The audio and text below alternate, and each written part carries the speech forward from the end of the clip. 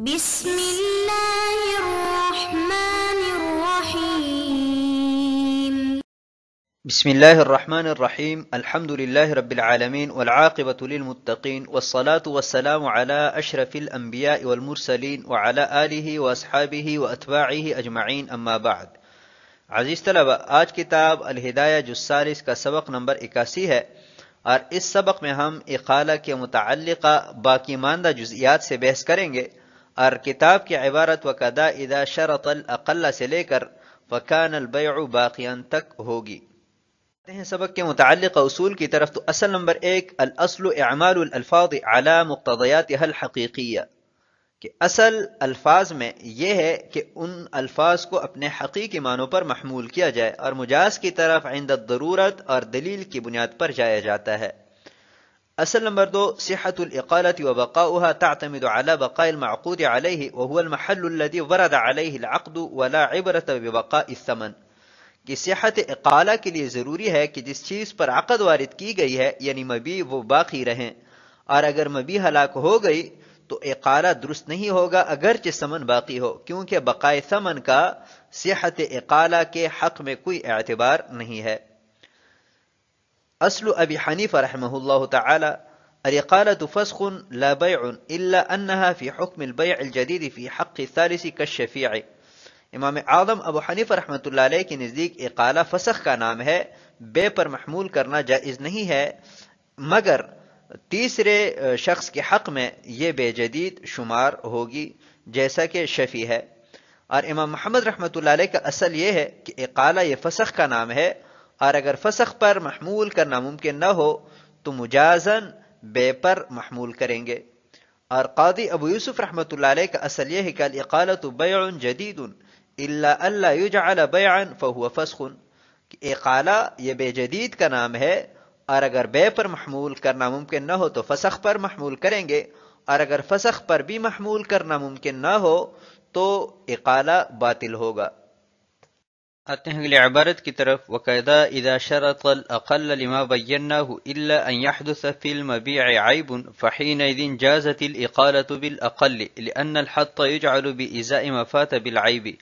وعندهما في شرط زيادة يكون بيعا لأن الأصل هو البيع عند أبي يوسف رحمه الله تعالى، وعند محمد رحمه الله تعالى جعله بيعا ممكن، فإذا زاد كان قاصدا بهذا ابتداء البيع، وكذا في شرط الأقل عند أبي يوسف رحمه الله تعالى لأنه هو الأصل عنده، وعند محمد رحمه الله تعالى هو فسخ بالثمن الأول لأنه سكوت عن بعض الثمن الأول، ولو سكت عن الكل وقال يكون فسخا فهذا أولى، بخلاف ما إذا زاد، وإذا دخله عيب فهو فسخ بالأقل لما بيناه۔ اور یہی حکم ہے اس صورت کی کہ جب عقل کی شرط لگائی اس دلیل کی وجہ سے کہ جو ہم نے بیان کر دی، الا یہ کہ مبیع میں کوئی نیا عیب پیدا ہو، تو اس صورت میں بالعقل اقالہ جائز ہوگا، اس لیے کہ کمی اس حصہ کے مقابلہ میں کی جائے گی جو عیب کی وجہ سے فوت ہوا ہے۔ اور صاحبین کے نزدیک زیادتی کی شرط لگانے کی صورت میں اقالہ بے ہوگا، اس لیے کہ قاضی ابو یوسف رحمۃ اللہ علیہ کے نزدیک اصل بے ہی ہے، اور امام محمد رحمۃ اللہ علیہ کے نزدیک اقالہ کو بے بنانا ممکن ہے، پس جب انہوں نے زیادتی کی شرط لگائی تو اس شرط لگانے کی وجہ سے اس نے ابتدائے بے کا قصد کیا۔ اور یہی حکم ہے عقل کی شرط لگانے کی صورت میں بھی قاضی ابو یوسف رحمۃ اللہ علیہ کے نزدیک، اس لیے کہ بے ہی اصل ہے ان کے نزدیک، اور امام محمد رحمۃ اللہ علیہ کے نزدیک یہ ثمن اول پر فسخ ہوگا، کیونکہ یہ ثمن اول کے بعض حصہ سے سکوت ہے، اور اگر کل ثمن سے سکوت اختیار کرتا اور اقالہ کرتا تو یہ اقالہ فسخ ہوتا، تو یہ بطریقہ اولا فسخ ہوگا، برخلاف اس صورت کے کہ جب زیادتی کی شرط لگائی اور جب مبیع میں عیب داخل ہو تو یہ فسخ ہے عقل پر اس دلیل کی وجہ سے کہ جو ہم نے بیان کر دی۔ وَكَذَا إِذَا شَرَطَ الْأَقَلَّ لِمَا بَيَّنَّاهُ، درس سابق میں ہم نے ائمہ ثلاثہ کے اصول اور ان پر متفرع ہونے والی تفریعات کا تذکرہ شروع کیا تھا۔ ایک فرع بیان کی تھی کہ اگر متعاقدین زیادتی کی شرط لگائے تو یہ زیادتی کی شرط لگانا باطل ہے، اور اقالہ جو ہے وہ ثمن اول پر ہوگا، اور دلیل بھی وہاں پر بیان کی تھی۔ دوسری فرع یہ ہے کہ اگر متعاقدین اقالہ کی صورت میں ثمن اول سے کم کی شرط لگائے تو یہ شرط بھی باطل ہے، کیونکہ اس میں رفع ما لم یکن ثابتا کا الزام ہے، جو کہ محال ہے، اور اس پر پہلے بات ہو چکی ہے۔ الا ان يحدث في المبيع عیب، البتہ اگر مبیع میں کوئی عیب پیدا ہو جائے تو اس صورت میں اقل کی شرط کے ساتھ اقالہ کرنا درست ہوگا، کیونکہ ثمن میں جو کمی کی گئی ہے وہ مبیع کا جو حصہ فوت ہوا ہے عیب کی وجہ سے اس کے مقابلہ میں کر دیں گے، اور یہ اقالہ درست ہوگا۔ یہ تفصیل امام اعظم ابو حنیفہ رحمۃ اللہ علیہ کے اصل کے مطابق تھی۔ وعندہما، یہاں سے صاحبین کے مذہب اور اصول کی وضاحت اور ان پر متفرع ہونے والی تفریعات کا تذکرہ شروع ہو رہا ہے کہ صاحبین کے ہاں اگر متعاقدین نے اقالہ کی صورت میں زیادتی کی شرط لگائی تو یہ شرط درست ہے اور اقالہ بھی درست ہے، اور اس صورت میں ہم اقالہ کو بے پر محمول کریں گے۔ قاضی ابو یوسف رحمۃ اللہ علیہ کے نزدیک تو زیادتی کی صورت میں اس لیے بے پر محمول کریں گے کہ ان کے ہاں اصل ہی بے ہے، اور بے میں متعاقدین کو یہ حق حاصل ہوتا ہے کہ وہ باہمی رضامندی سے کم یا زیادہ ثمن مقرر کریں۔ وعند محمد رحمہ اللہ تعالی، امام محمد رحمۃ اللہ علیہ کے نزدیک زیادتی کی صورت میں اقالہ کو فسخ پر تو محمول نہیں کر سکتے، جو کہ ان کے ہاں اصل ہے، کیونکہ زیادتی کے ساتھ فسخ ممکن نہیں ہے، جیسا کہ پہلے بیان کیا جا چکا ہے۔ البتہ بے پر محمول کر سکتے ہیں کہ جب انہوں نے زیادتی کی شرط لگائی تو ایسا ہے گویا کہ وہ ابتداءً بے کرنا چاہ رہا ہے، اور بے میں ثمن کی زیادتی اور کمی جو ہے یہ متعاقدین کا حق ہے کہ ثمن کو کم زیادہ مقرر کر سکتے ہیں۔ وَكَذَا فِي شَرْطِ الْأَقَلِّ عِنْدَ أَبِي یوسف، اور اسی طرح اگر کم کی شرط لگائی گئی ہے اقالہ میں تو یہ صورت بھی قاضی ابو یوسف رحمۃ اللہ علیہ کے ہاں بے ہی پر محمول ہوگی، کیونکہ ان کے ہاں اصل بے ہی ہے، اور بے میں متعاقدین کو کم یا زیادہ مقرر کرنے کا حق حاصل ہوتا ہے۔ وعند محمد رحمہ اللہ تعالی، اور امام محمد رحمۃ اللہ علیہ کے نزدیک اقل کی شرط لگانے کی صورت میں اقالہ ثمن اول پر فسخ شمار ہوگا۔ مثلا عقد جو ہے وہ 1000 روپے میں ہوا اور اقالہ میں 800 کی شرط لگائی گئی، تو یہ اقالہ امام محمد رحمۃ اللہ علیہ کے نزدیک فسخ شمار ہوگا اور ثمن اول پر ہی ہوگا۔ دلیل وہ یہ دیتے ہیں کہ یہاں پر بعد ثمن سے سکوت اختیار کیا گیا ہے، وہ 200 روپے ہے،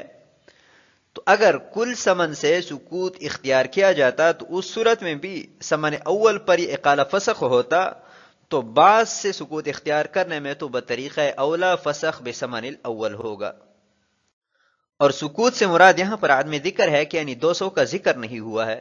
اور متعاقدین اگر کل ثمن کا ذکر نہ کرتے اور اقالہ کرتے تو اس صورت میں بھی اقالہ فسخ بالثمن الاول شمار ہوتا، تو جز سے سکوت اختیار کرنے میں جز کا ذکر نہ کرنے کی صورت میں تو یہ اقالہ بطریقہ اولا فسخ بالثمن الاول شمار ہوگا، بخلاف ما اذا زاد، برخلاف اس صورت کے کہ جب زیادتی کی شرط لگائی گئی، کیونکہ زیادتی کی صورت میں نہ تو سکوت ہے اور نہ ہی ہم اس زیادتی کے ساتھ اس اقالے کو فسخ پر محمول کر سکتے ہیں، لہذا مجبوراً ہم بے پر محمول کریں گے۔ دخلہ عیب، اور اسی طرح اگر مبیع میں کوئی نیا عیب پیدا ہو جائے تو اس صورت میں اقل کے ساتھ اقالہ کرنا یہ درست ہوگا اور یہ فسخ شمار ہوگا، اور دلیل وہی ہے کہ جو ہم اوپر بیان کر چکے ہیں کہ جو کمی ہے یہ ہم اس عیب کی وجہ سے مبیع میں جو کمی آئی ہے اس کے مقابلہ میں کر دیں گے۔ آتے ہیں اگلی عبارت کی طرف، وَلَوْ أَقَالَ بِغَيْرِ جِنْسِ الثَّمَنِ الْأَوَّلِ فَهُوَ فَسْخٌ بِالثَّمَنِ الْأَوَّلِ عِنْدَ أَبِي حَنِيفَةَ رَحِمَهُ اللَّهُ تَعَالَى وَتُجْعَلُ التَّسْمِيَةُ لَغْوًا وعندهما بيع لما بينا. قال ولو ولدت المبيعة ولدا ثم تقايل فالإقالة باطلة عنده لأن الولد مانع من الفسخ وعندهما تكون بيعا، والإقالة قبل القبض في المنقول وغيره فسخ عند أبي حنيفة ومحمد رحمهم الله تعالى، وكذا عند أبي يوسف رحمه الله تعالى في المنقول لتعذر البيع، وفي العقار يكون بيعا عنده لإمكان البيع، فإن بيع العقار قبل القبض جائز عنده۔ اور اگر ثمن اول کی جنس کے علاوہ دوسری جنس سے اقالہ کیا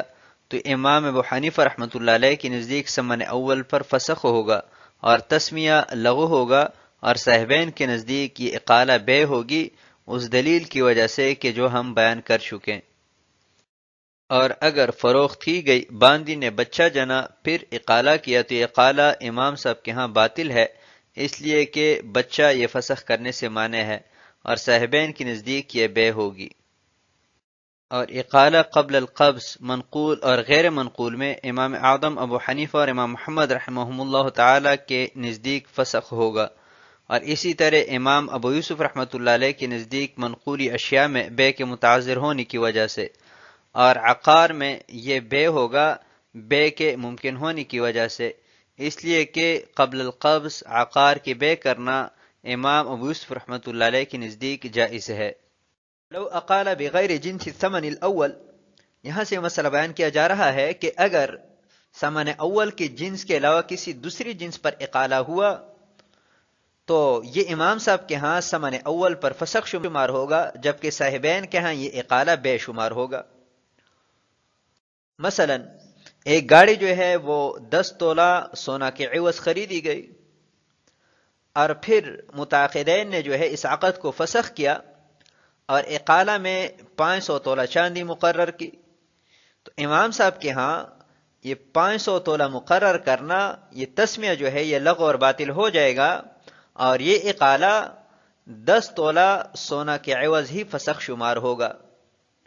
وعندہما بیع،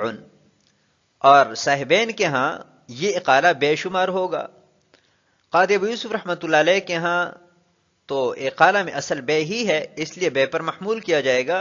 اور امام محمد رحمۃ اللہ علیہ کے ہاں اگرچہ فسخ پر محمول کرنا متعذر ہے لیکن بے بنانا چونکہ ممکن ہے اس لیے بے پر محمول کریں گے۔ لو ولدت المبیعۃ ولدا، اور اگر مبیع جو ہے وہ باندی ہو، مشتری کے قبضہ میں بچہ جنا اور پھر متعاقدین نے اقالہ کیا، تو امام صاحب کے ہاں چونکہ زیادتی منفصلہ کے ساتھ فسخ ممکن نہیں ہے اس لیے اقالہ باطل ہوگا، کیونکہ امام صاحب کے ہاں ایک ہی محمل ہے فسخ، اور اگر فسخ ممکن نہ ہو تو اقالہ باطل ہوگا۔ اور صاحبین کے ہاں یہ اقالہ بے شمار ہوگا۔ قاضی ابو یوسف رحمۃ اللہ علیہ کے ہاں تو اصل بے ہے اس لیے بے پر محمول کریں گے، اور امام محمد رحمۃ اللہ علیہ کے ہاں اگرچہ فسخ پر محمول نہیں کیا جا سکتا لیکن بے بنایا جا سکتا ہے، اس لیے اقالہ بے شمار ہوگا۔ والإقالة قبل القبض في المنقول وغيره، طرفین کے نزدیک قبل القبض اقالہ یہ منقولی اور غیر منقولی دونوں اشیاء میں فسخ شمار ہوگا، اور قاضی ابو یوسف رحمۃ اللہ علیہ کے نزدیک منقول اور غیر منقول میں تفصیل ہے۔ منقولی میں تو ہم اس اقالے کو فسخ پر ہی محمول کریں گے کیونکہ بے بنانا ممکن نہیں ہے۔ قبل القبض منقولی اشیاء کی بے کرنا یہ جائز نہیں ہے، تو جب بے پر محمول کرنا ممکن نہیں ہے تو قاضی ابو یوسف رحمۃ اللہ علیہ کے نزدیک دوسرا محمل جو ہے وہ فسخ ہے، اس لیے فسخ پر محمول کریں گے۔ اور اگر زمین کی بے کی گئی ہے تو قاضی ابو یوسف رحمۃ اللہ علیہ کے نزدیک قبض سے پہلے اس کی بے جائز ہے، تو بے پر محمول کرنا جب ممکن ہوا تو اس اقالے کو بے پر محمول کیا جائے گا۔ اور ثمن کا ہلاک ہونا یہ صحت اقالہ سے مانع نہیں ہے، اور مبیع کا ہلاک ہونا صحت اقالہ سے مانع ہے، اس لیے کہ بے کو ختم کرنا یہ اس کے قائم ہونے کا تقاضا کرتا ہے، اور بے قائم ہوتی ہے مبیع کے ساتھ نہ کہ ثمن کے ساتھ۔ بس اگر مبیع کا بعض حصہ ہلاک ہوا تو باقی میں اقالہ جائز ہے اس میں بے کے قائم ہونے کی وجہ سے، اور اگر بے مقایضہ کی ہے تو ان دونوں میں سے ایک کے ہلاک ہونے کے بعد اقالہ جائز ہے، اور ان دونوں میں سے ایک کے ہلاک ہونے کی وجہ سے اقالہ باطل نہیں ہوگا، اس لیے کہ ان دونوں میں سے ہر ایک مبیع ہے، لہذا بے باقی ہوگی۔ وہلاک الثمن، یہاں سے مسئلہ بیان کیا جا رہا ہے کہ اگر ثمن ہلاک ہو جائے تو اس صورت میں اقالہ ممکن ہے، اقالہ ہو سکتا ہے، لیکن اگر مبیع ہلاک ہو جائے تو اس صورت میں اقالہ نہیں ہو سکتا، کیونکہ اقالہ بے کو ختم کرنے کا نام ہے، اور بے کا در و مدار مبیع پر ہے، کیونکہ مبیع اصل ہے، تو جب مبیع ختم ہو جائے بے ختم ہوئی، اور جب بے ختم ہوئی تو اقالہ درست نہیں ہوگا۔ فَإِنْ هَلَكَ بَعْضُ الْمَبِيعِ، اور اگر مبیع کا بعض حصہ ہلاک ہوا تو اس صورت میں باقی ماندہ جو مبیع ہے اس میں اقالہ درست ہوگا، کیونکہ اس میں بے برقرار ہے، تو جب بے برقرار ہے اقالہ بے کو رفع کرنے کا نام ہے تو اس سے اقالہ کے ذریعے بے کو ختم کر دیا جائے گا۔ وَإِن تَقَايَضَ، اور اگر بے مقایضہ ہو، مثلا ایک طرف موبائل ہے اور دوسری طرف لیپ ٹاپ ہے، تو اس صورت میں اگر موبائل ہلاک ہو جائے، پانی میں گر جائے، ختم ہو جائے اور متعاقدین اقالہ کرنا چاہے تو اقالہ کے لیے چونکہ محل باقی ہے اس لیے اقالہ کرنا جو ہے وہ جائز ہوگا۔ تو آج کے سبق کو ہم اسی پر ختم کرتے ہیں۔ والسلام علیکم ورحمۃ اللہ وبرکاتہ۔